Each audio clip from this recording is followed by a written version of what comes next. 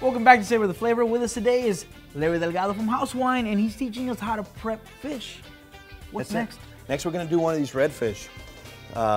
You know, oftentimes I see fish at the, or fishermen rather, at the cleaning tables, throwing back the head and the carcass and these throats down here, and that makes me want to cry.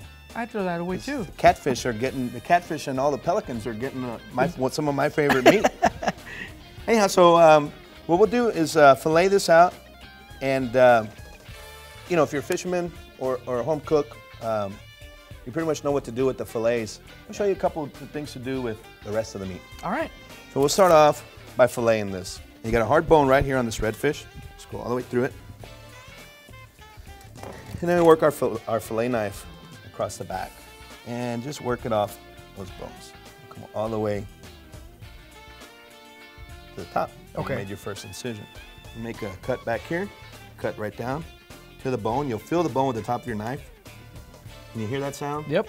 You just work along those bones. Some fish have a bigger bone there than others, and some are more dense and harder to cut through than others. Sure. Like a salmon, you run your knife right through, and this fillet comes right off. Redfish is a little bit harder. You're more bony too. Yeah. So we'll just work it along the back till we get to the top. It's like running a ladder, man. That's it. See how? Yep, there it is. There it is. I'll turn it around here in a minute so everybody else can see. If you flip the meat over, you just work down the bones with the tip of your knife. There it is. And it'll come right off. Get around those ribs. One way or the other, you're gonna have to fight with them. If you cut through them, you're gonna have to cut them out of your fillet. Yeah. If you cut around them, you can eliminate them altogether.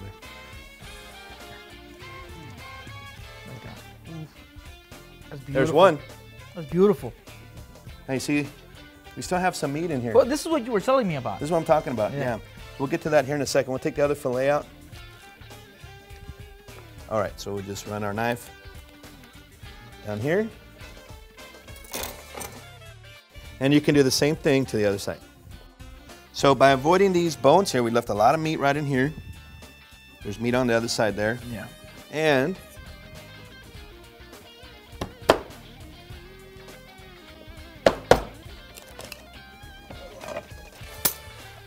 you've got all this meat right up in the head and on the bottom, what's known as the throats. The throats. And from this point, you can get the throats out. Run your knife right between this down here. And be careful though. Oh yeah, you don't want to cut yourself here, especially if you're using that sharp knife like I was talking about. It's a lot of meat. Mm-hmm.